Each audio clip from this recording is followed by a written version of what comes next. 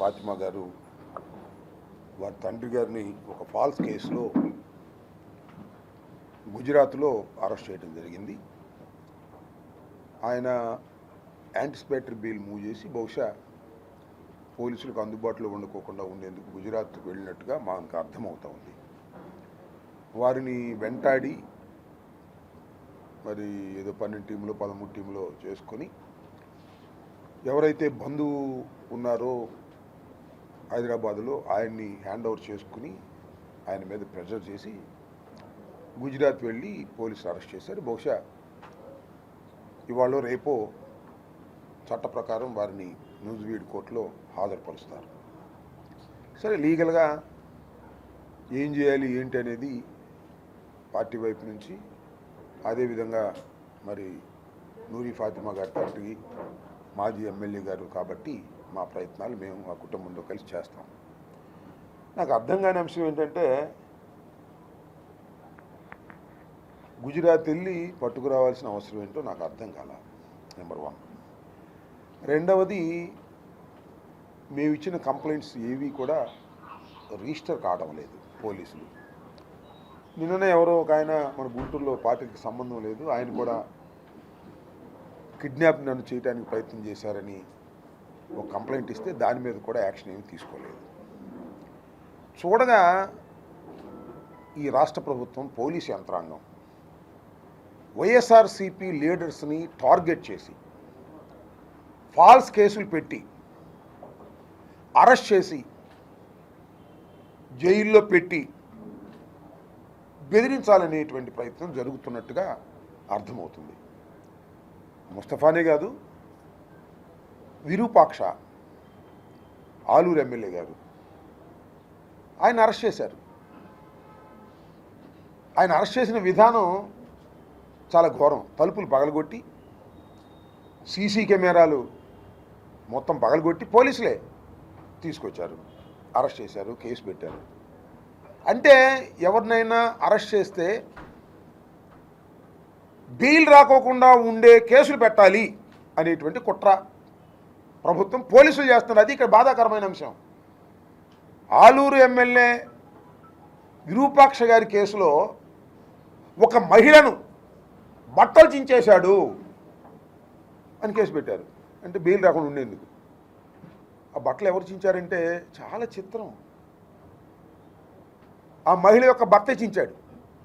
అది సీసీ ఫుటేజ్లో కనపడుతుంది, అన్ని టీవీలో వస్తుంది వాళ్ళ. అంటే ఒక వైఎస్ఆర్ కాంగ్రెస్ పార్టీ నాయకుడిని అరెస్టు చేయాలి, బెయిల్ రాకోకుండా నివారించాలి అంటే వాళ్లే నేరం చేసి ఆ నేరాలు మా మీద మోపుతున్నారు. తాజా ఉదాహరణ విరూపాక్ష. ఆ భర్త ఎవరో నాగరాజు, ఆయన భార్య సీసీ కెమెరా పాపం చూసుకోలేదు. పాపం ఆమె భార్య బట్టలు చేశాడు, చించేసి నిరూపాక్ష గారు బట్టలు చించడానికి రిపోర్ట్ ఇచ్చాడు. పోలీసులు కూడా కేసు రిజిస్టర్ చేశారు. ఏంటి దారుణం నాకు అర్థం కాలేదు. అంటే వైఎస్ఆర్ కాంగ్రెస్ పార్టీ నాయకుల్ని, వైఎస్ఆర్ కాంగ్రెస్ పార్టీ ఎమ్మెల్యేలని అరెస్ట్ చేయడానికి, తప్పుడు కేసులు పెట్టడానికి పోలీసులు ప్రయత్నం చేయటం అంటే ఎంత దారుణం. ఇది అన్యాయం కాదా? ఇది కూడా అంతేగా. నిన్న ప్రకటన ఇచ్చారు. మరి ప్రకటన చూసారేమో, గుజరాత్ తెలుగులో ఇచ్చింది. అక్కడికి వెళ్ళి పట్టుకొచ్చారు. ఆ కుటుంబాన్ని వేధించే కార్యక్రమం చేస్తున్నారు. ఎంతకాలం చేస్తారు ఇది నాకు అర్థం కాలేదు. చాలా దుర్మార్గమైనటువంటి పద్ధతుల్లో పోలీస్ యంత్రాంగం ప్రవర్తిస్తుంది. అక్కడ యాక్సిడెంట్ జరిగితే మర్డర్ కేసు పెట్టారు మా మంత్రి గారి మీద, మాజీ మంత్రి గారి మీద. ఇక్కడేమో భర్త బట్టలు చించుతాడు, వైఎస్ఆర్సీపీ ఎమ్మెల్యే గారే బట్టలు చింపారని చెప్పేసి కేసు పెడతారు. చాలా దారుణాలు జరుగుతూ ఉన్నాయి. ఈ దారుణాలు ప్రజలు చూస్తున్నారు. చంద్రబాబు నాయుడు గారు మీ నాయకత్వంలో జరుగుతున్నాయి. పోలీసుల్ని మీరేదో తెలుగుదేశం పార్టీలో ఒక వింగ్ లాగా ఉపయోగించుకుంటున్నారు. చాలా దురదృష్టం చేస్తున్నారు. ఒక వింగ్ లాగా అట్లా ఉపయోగపడిన ఎవరైనా ఏమైనా ఉన్నారనుకోండి, స్ట్రిక్ట్గా ఉండే ఆఫీసర్ ఉన్నారనుకోండి, వాళ్ళని తీసుకెళ్ళి లూప్ లైన్లో పడేస్తున్నారు. మా మాట వినేవాడే పోస్టింగ్ ఇస్తాం. సిఐ మా వాడు వినాలి, మా మాట వినాలి. మేము రాంబాబు మీద కేసు పెట్టమంటే సిఐ పెట్టాలి, రాంబాబుని తీసుకెళ్ళి కొట్టమంటే కొట్టాలి సిఐ. అలాంటి వాడే పెడతాం, అలాంటి వాడే మావాడు.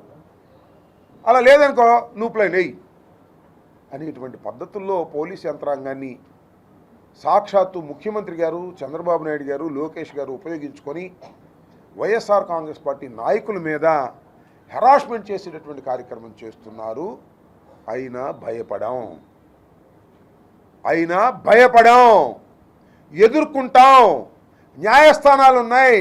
నేను ఇవాళ పిలుపునిస్తున్నా, మా వైఎస్ఆర్ కాంగ్రెస్ పార్టీ నాయకులందరూ అవసరమైతే 2 నెలలు జైల్లో ఉండడానికి సిద్ధంగా ఉన్నాను. ఏం చేస్తారో చూద్దాం. 2 నెలల్లో 3 నెలల్లో we are ready to in lockup. జైల్లోకి వెళ్ళడానికి రాజమండ్రి జైలా, గుంటూరు జైలా, నెల్లూరు జైలా, ఏ జైలుకైనా వెళ్ళడానికి వైఎస్ఆర్ కాంగ్రెస్ పార్టీ నాయకులు సిద్ధమవ్వండి. ఎంతమంది లోపల పెడతారో తప్పుడు కేసులు పెట్టి చూద్దామని కూడా ఈ సందర్భంగా నేను చెప్పదలుచుకున్నా. ఏంటి అన్యాయం నాకు అర్థం కాల. బట్టలు మీరే చింపుతారు, పోలీసులు కళ్ళ ముందే జరిగింది, కేసు పెడతారు, మమ్మల్ని రేపు చేయబోయారని తీసుకెళ్ళి అరెస్ట్ చేసి తలుపులు పగలగొట్టి తీసుకెళ్ళి ఒక ఎమ్మెల్యేని రిమాండ్కి పంపుతారు. చట్టం 4 రోజులు తెలియనట్టు ఉండొచ్చు, కానీ 5వ రోజు, 6వ రోజు, 10 రోజులకు, 20 రోజులకు చట్టం కళ్ళు దాని మీద పడుతుంది. వాస్తవాలు తెలుసుకుంటారు. న్యాయస్థానాలు వాటికి తీర్పునిస్తాయి. ఆ ధైర్యం మాకుంది, ఆ నమ్మకం మాకుంది. కాకపోతే ఒక 15 రోజులు, 20 రోజులు, 4 రోజులు జైల్లో ఉండాలి. ఉండటానికి సిద్ధం. ఏం చేస్తారో చూద్దాం అనేటువంటి పద్ధతుల్లో ఇవాళ మనం కదలి వెళ్ళకపోతే కుదరదు. నేను ముస్తఫా గారు అసలు ఇక్కడే ఉంటే బాగుండేదని నా కోరిక. పాపం ఆయన భయపడి గుజరాత్ దాకా వెళ్ళాడు. ఏదో యాంటిసిపేటరీ బెయిల్ వస్తుందని రాలా, అరెస్ట్ చేశారు గుజరాత్ వెళ్ళి. అందువల్ల ఎక్కడున్నా అరెస్ట్ చేస్తారు. గుజరాత్ ఉన్నా అరెస్ట్ చేస్తారు, గుంటూరులో ఉన్న అరెస్ట్ చేస్తారు. అందువల్ల వాళ్ళు కేసులు పెడితే పారిపోవాల్సిన అవసరం లేదు. ధైర్యంగా ఎదుర్కోవాలి, ధైర్యంగా జైలుకి వెళ్ళటానికి కూడా సిద్ధం కావాలి. ఇవాళ రాజకీయాల్లో ఉండాలి అంటే, తెలుగుదేశానికి వ్యతిరేకంగా మాట్లాడాలి అంటే జైలుకి వెళ్ళడానికి సిద్ధపడాలి అనేటువంటి ఒక సంకేతాలు తెలుగుదేశం ప్రభుత్వం, పోలీసులు ఇస్తున్నారు. దానికి మేము సిద్ధమవడానికి కూడా వెనకాడమని కూడా ఈ సందర్భంగా చెప్పదలుచుకున్నాను. ముస్తఫా గారి మీద అన్యాయంగా, అక్రమంగా ఒక సాధు జంతువు లాంటి వాడు, మంచివాడు, ఒకరికి అపకారం చెయ్యనివాడు, ఒక చిన్న వ్యాపార లావాదేవీలు పట్టుకొని ఇంతగా వేధించటం అనేది చాలా దురదృష్టకరం. దీనికి ఆయన భాషలో చెప్పాలంటే భగవంతుడే ఉన్నాడు, అల్లానే ఉన్నాడు, అల్లానే దీనికి సరైనటువంటి శిక్ష దుర్మార్గులకు వేస్తాడు అని మేము భావిస్తున్నాం.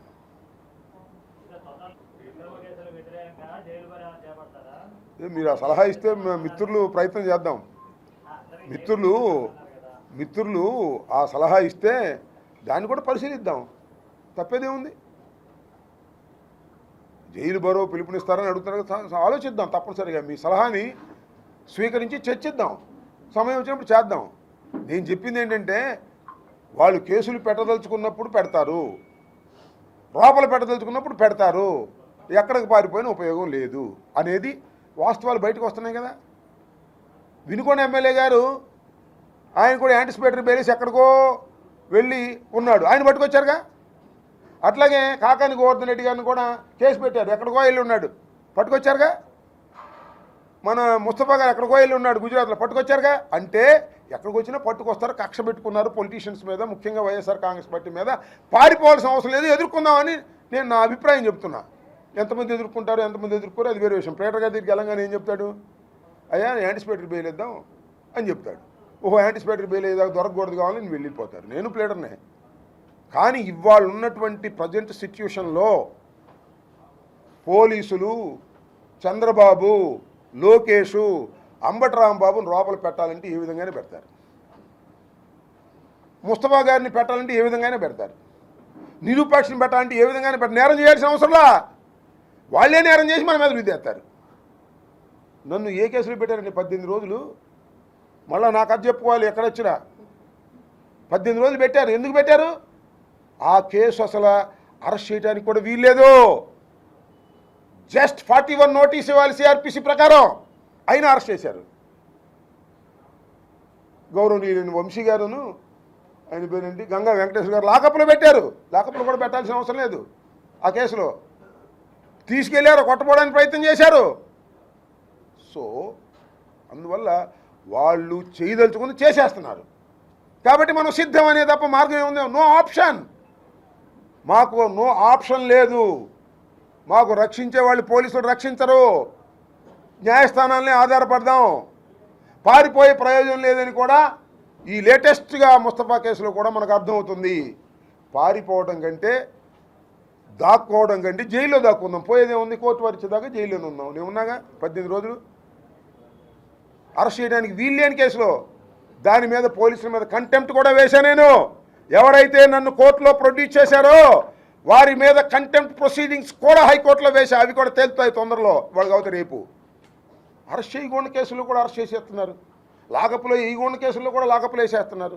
కోర్టులో ప్రొడ్యూస్ చేయడానికి వీల్లేని కేసుల్లో కూడా కోర్టులో ప్రొడ్యూస్ చేసేస్తున్నారు. జైలుకు పంపడానికి వీల్లేని కేసుల్లో కూడా జైలుకు పంపేస్తున్నారు. చట్టం మీ చుట్టం అయిపోయింది. చట్టాన్ని మీరు తీసుకుంటున్నారు మీ చేతుల్లోకి. ఇది కలకాలం కొనసాగదని చెప్పే ప్రయత్నం చేస్తున్నాం. ఓకే, అబ్బే అదేం దాడులు చేస్తున్న వాళ్ళు కళ్ళ ముందు తిరుగుతున్నా పట్టించుకోరు. వాళ్ళ మీద కేసులు పెట్టమన్నా పెట్టరు. నేనంట ఒక ఏఐ పెట్టానంట, దాని మీద కేసు పెట్టారు. అరే రే చంద్రబాబు నాయుడు గారు, మీరు కొన్ని కోట్లు ఖర్చు పెట్టి ఏఐలు పెట్టి జగన్మోహన్ రెడ్డి గారిని ఆర్టిఫిషియల్ ఇంటెలిజెన్సీలో జగన్మోహన్ రెడ్డి గారిని చూపిస్తే బాగోదు. నన్ను, నానిని, రోజమ్మని, బొత్స సత్యనారాయణ గారిని ఎంత అవహేళనగా మాట్లాడుతున్నారా, ఎంత ఇన్సల్ట్గా మాట్లాడుతున్నారా. ఒక కేసు పెట్టారా? ఒక కేసు పెట్టారా? మీకు చట్టం వర్తించదు, మాకు మాత్రం చట్టం వర్తిస్తుంది. మా కర్మ, మేమేం చేస్తాం? మేము ఓడిపోయాం, మా కర్మ అంతేగా. భగవంతుడు ఉన్నాడుగా, చూస్తాడుగా దానికి పరిష్కారం. మీ పాపాలు పండవా? అన్ని పాపాలు పండే రోజు కూడా వస్తుంది. అప్పుడు అన్నింటికీ సమాధానం కూడా దొరుకుతుంది.